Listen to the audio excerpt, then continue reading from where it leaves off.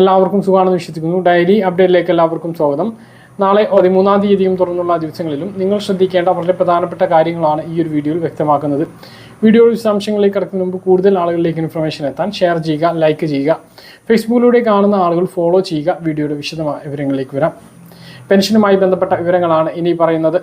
സംസ്ഥാനത്ത് മിനിഞ്ഞാന്ന് മുതലാണ് സാമൂഹ്യ സുരക്ഷാ ക്ഷേമ പെൻഷൻ ബാങ്ക് അക്കൗണ്ടുകളിലേക്ക് എത്തി തുടങ്ങിയത്. ഇന്നു മുതൽ പല സ്ഥലങ്ങളിലും കയ്യിൽ പെൻഷൻ വിതരണം ആരംഭിച്ചിട്ടുണ്ട്. ഇന്നലെ ട്രഷറിയിൽ പണം എത്തിയിരുന്നു. പക്ഷേ പല സഹകരണ സംഘങ്ങളും ആ ഒരു തുക കൈപ്പറ്റാത്തതുകൊണ്ട് തന്നെ പല സ്ഥലങ്ങളിലും കയ്യിൽ വിതരണം ആരംഭിച്ചിട്ടില്ല. അങ്ങനെയുള്ള സ്ഥലങ്ങളിലെല്ലാം ചൊവ്വാഴ്ചയ്ക്ക് ശേഷമേ ആ ഒരു തുക വിതരണം നടക്കുകയുള്ളൂ. ചൊവ്വാഴ്ച മുതലെങ്കിലേ അതുവരെ ആ ഒരു തുക ലഭിക്കില്ല. കാരണം ഇനി അങ്ങോട്ട് ഇന്ന് രണ്ടാം ശനി ബാങ്ക് അവധിയാണ്. നാളെ ഞായറാഴ്ച അവധി, മറ്റന്നാൾ വിഷു അവധിയുമാണ്. ആ അവധി ദിവസങ്ങളിലൊന്നും ട്രഷറിയിൽ നിന്നും ഈ ഒരു പണം ലഭിക്കില്ല എന്നുള്ളത് കൊണ്ട് തന്നെ അത്തരം സർവീസ് സഹകരണ സംഘങ്ങളിലൂടെ സർവീസ് ബാങ്കുകളുടെ ഉദ്യോഗസ്ഥർ ഈ ഒരു പെൻഷൻ വിതരണം ചൊവ്വാഴ്ച മാത്രമേ സാധ്യമാക്കാനാകൂ എന്നുള്ള അറിയിപ്പുകളാണ് പങ്കുവെക്കാനുള്ളത്. പക്ഷേ ചില സ്ഥലങ്ങളിലെങ്കിലും ഇതിൻ്റെ വിതരണം ആരംഭിച്ചിട്ടുണ്ട്, കയ്യിൽ വിതരണം ആരംഭിച്ചിട്ടുണ്ട് എന്നുള്ളതാണ്. 21-ാം തീയതി വരെ പെൻഷൻ വിതരണത്തിനുള്ള സമയം ഉള്ളത് കൊണ്ട് തന്നെ ചൊവ്വാഴ്ചയ്ക്ക് ശേഷം പല സ്ഥലങ്ങളിലും ചൊവ്വാഴ്ചയ്ക്ക് ശേഷമായിരിക്കും ആ ഒരു തുക എത്തിച്ചേരുക. എങ്കിലും ചില സ്ഥലങ്ങളിലെങ്കിലും ഇപ്പോൾ വിതരണം ആരംഭിച്ചിട്ടുണ്ട്. തുക കയ്യിൽ സ്വീകരിച്ചിട്ടുള്ള ആളുകൾ ആരെങ്കിലും ഉണ്ടെങ്കിൽ താഴെ ഒന്ന് കമൻ്റായിട്ട് അറിയിക്കാൻ മറക്കരുത്. കേന്ദ്ര പെൻഷനും ഉടൻ എത്തുന്നതാണ്. അതായത് 300-200 കുറവുള്ള ആളുകൾക്കും ആ ഒരു തുക ഉടൻ തന്നെ എത്തിച്ചേരുന്നതാണ് എന്നുള്ളത് തന്നെയാണ് ഇപ്പോൾ അറിയിപ്പായിട്ട് പങ്കുവെക്കാനുള്ളത്. മറ്റൊന്ന്, അനർഹമായ പെൻഷൻ കൈപ്പറ്റുന്ന ആളുകളെ കുറിച്ചുള്ള അന്വേഷണം ഉടൻ ഉണ്ടായേക്കും എന്നുള്ളതാണ് ഇപ്പോൾ വരുന്ന വിവരങ്ങൾ. വിഷുവിന് ശേഷമായിരിക്കും അതുണ്ടാകുക. കാരണം കെ-സ്മാർട്ടിലേക്ക് മാറുന്നതിൻ്റെ ഭാഗമായി പഞ്ചായത്തുകളിലെ എല്ലാ പ്രവർത്തനങ്ങളും നിന്നുപോയിരുന്നു. അതിനുശേഷമായിരിക്കും ഇനി മുതൽ പുതിയ സാമ്പത്തിക വർഷത്തെ നടപടികളെല്ലാം ആരംഭിക്കുക. അപ്പോൾ ആ ഒരു രീതിയിൽ തന്നെ അനർഹമായ പെൻഷൻ കൈപ്പറ്റുന്ന ആളുകളുടെ ഭൗതിക തല അന്വേഷണത്തിന് വേണ്ടിയിട്ടുള്ള സോഷ്യൽ ഓഡിറ്റിംഗ് അടക്കമുള്ള നടപടികളിലേക്ക് വിവിധ തദ്ദേശ സ്ഥാപനങ്ങൾ കടക്കും. അനർഹമായിട്ട് പെൻഷൻ കൈപ്പറ്റുന്നുണ്ട് എങ്കിൽ അവരെ പുറത്താക്കുന്നതിന് വേണ്ടിയിട്ടുള്ള നടപടികളും ഉണ്ടാകും.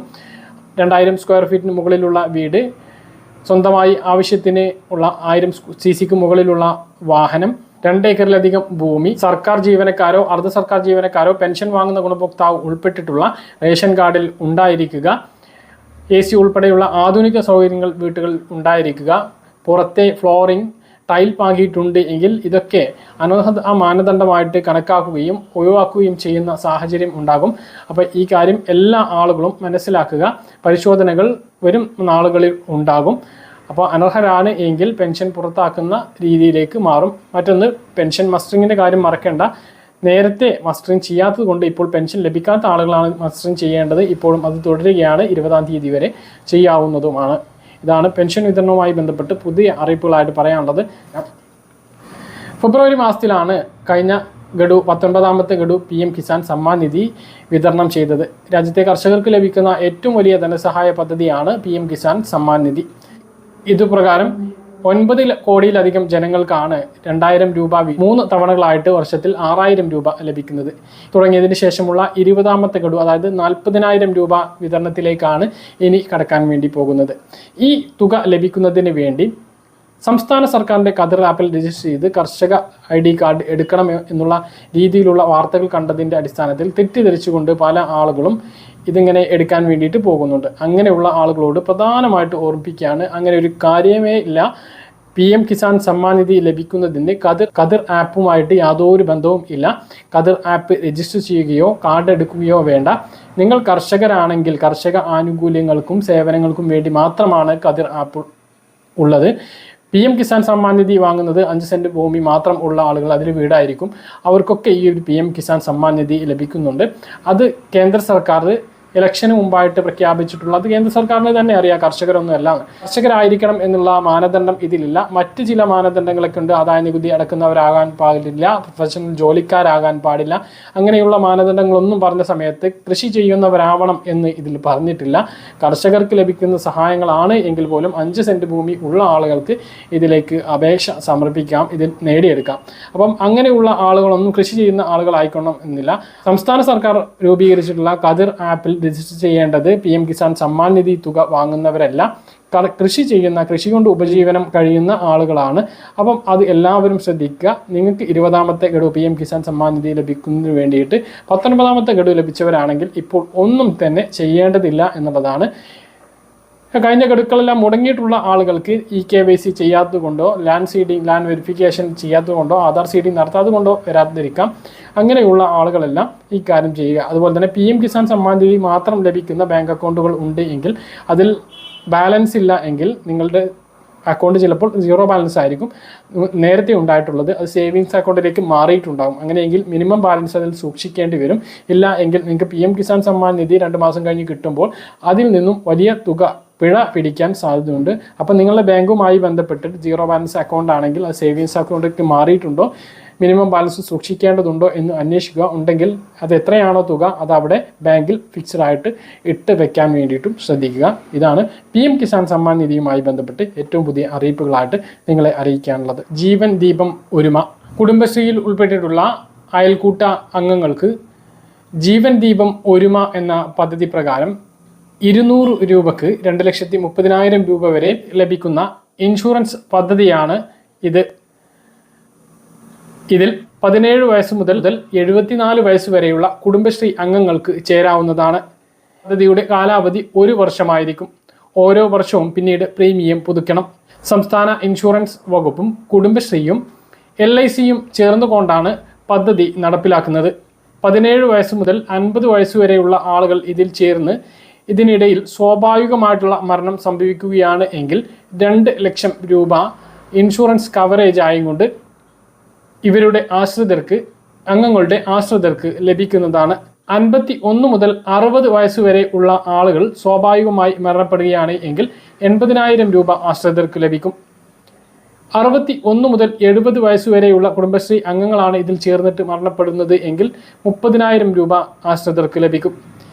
71 മുതൽ 74 വയസ്സ് വരെയുള്ള കുടുംബശ്രീ അംഗങ്ങളാണ് മരണപ്പെടുന്നത് എങ്കിൽ 25,000 രൂപയും ആശ്രിതർക്ക് ലഭിക്കും. 17 വയസ്സ് മുതൽ 74 വയസ്സ് വരെയുള്ള ആളുകൾ ആരെങ്കിലും അപകടമായിട്ട് മരണപ്പെടുകയാണ് എങ്കിൽ, എന്തെങ്കിലും തരത്തിലുള്ള അപകടത്തിൽപ്പെട്ട് മരണപ്പെടുകയാണ് എങ്കിൽ ഈ പറഞ്ഞ തുകക്ക് പുറമെ 30,000 രൂപയുടെ അധിക ക്ലെയിമും കുടുംബാംഗങ്ങൾക്ക് ലഭിക്കുന്നതാണ്. കുടുംബശ്രീ അംഗങ്ങൾ ഒരുമിച്ച് വായ്പ എടുക്കുന്ന പതിവുണ്ട്. ആ വായ്പയിൽ ഏതെങ്കിലും ഒരു അംഗം മരണപ്പെടുകയാണ് എങ്കിൽ വായ്പയുടെ ഉത്തരവാദിത്തം മറ്റ് അംഗങ്ങൾ ഏറ്റെടുക്കേണ്ട ഒരു അവസ്ഥയാണ് നിലവിലുള്ളത്. എന്നാൽ ഈ പദ്ധതിയിൽ അംഗങ്ങൾ ചേരുകയാണ് എങ്കിൽ മരണപ്പെട്ട വ്യക്തിയുടെ ക്ലെയിം കൊണ്ട് അവരുടെ ലോണിൻ്റെ തുക അതിൽ നിന്നും കവറേജ് ആകുന്നതാണ്. ബാക്കി തുക ഉണ്ട് എങ്കിൽ അത് ആശ്രിതർക്ക് ലഭിക്കുന്നതുമാണ്. പദ്ധതിയുമായി ബന്ധപ്പെട്ട് കൂടുതൽ അറിയുന്നതിന് വേണ്ടി നിങ്ങളുടെ കുടുംബശ്രീ യൂണിറ്റുമായിട്ട് ബന്ധപ്പെടുക.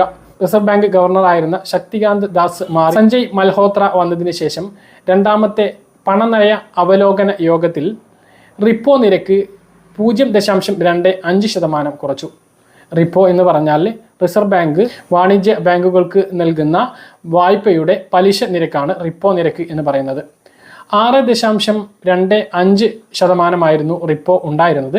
അത് 0.25% കുറച്ചതോടുകൂടി 6% മാറിയിരിക്കുന്നു. അതുകൊണ്ട് തന്നെ ആ ഒരു പലിശയുടെ കുറവ് എല്ലാ ബാങ്കുകളിലും വരും. നിലവിൽ വ്യക്തിഗത ലോണുകൾ എടുത്തിട്ടുള്ള ആളുകൾ, ഭവന ലോണുകൾ എടുത്തിട്ടുള്ള ആളുകൾ, വാഹന വായ്പകൾ എടുത്തിട്ടുള്ള ആളുകൾ, വിദ്യാഭ്യാസ ലോണുകൾ എടുത്തിട്ടുള്ള ആളുകൾക്കെല്ലാം തിരിച്ചടവ് തുകയിലോ അല്ലെങ്കിൽ തിരിച്ചടവ് കാലാവധിയിലോ ഇളവ് ലഭിക്കും. നിങ്ങളുടെ ബാങ്കുമായിട്ട് ബന്ധപ്പെട്ടിട്ട് നിങ്ങൾക്ക് എത്രയാണോ ആ പലിശ ഇനത്തിൽ മാസം കുറവ് വരുന്നത് എന്ന് നിങ്ങൾ നോക്കുക. നിങ്ങളുടെ ബാങ്ക് നിങ്ങൾക്ക് 2 ഓപ്ഷൻ തരും. ഒന്നെങ്കിൽ നിങ്ങൾക്ക് മൊത്തം എത്ര അടവാണോ ഉള്ളത്, എത്ര കാലാവധിയാണോ EMI ഉള്ളത്, അത് 1 or 2 മാസത്തേത് കുറവ് വരുത്താൻ നിങ്ങൾക്ക് കഴിയും.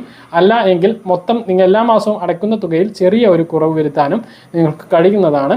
ഏറ്റവും നല്ലത് കാലാവധി കുറച്ച് 2 മാസമെങ്കിലും ഇളവ് കിട്ടുകയാണെങ്കിൽ അത് ഒഴിവാക്കുന്നതായിരിക്കും. നിലവിൽ അടച്ചു പോകുന്നത് അങ്ങനെ അടച്ചു പോവുകയാണ് എങ്കിൽ 1 or 2 മാസത്തെ അടവ് നിങ്ങൾക്ക് ഒഴിവായി കിട്ടും.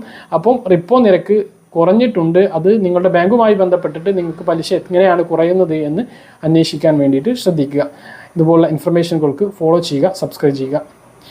പറഞ്ഞ കാര്യങ്ങൾ കൃത്യമായിട്ട് മനസ്സിലാണെന്ന് കരുതുന്നു. ഇതുപോലുള്ള ഇൻഫർമേഷൻ ലഭിക്കാൻ ചാനൽ സബ്സ്ക്രൈബ് ചെയ്യുക, ബെൽ ഐക്കൺ എനേബിൾ ചെയ്തു നോക്കുക. മറ്റൊരു വീഡിയോ കാണാം. ദൂരേക്കും ബൈ.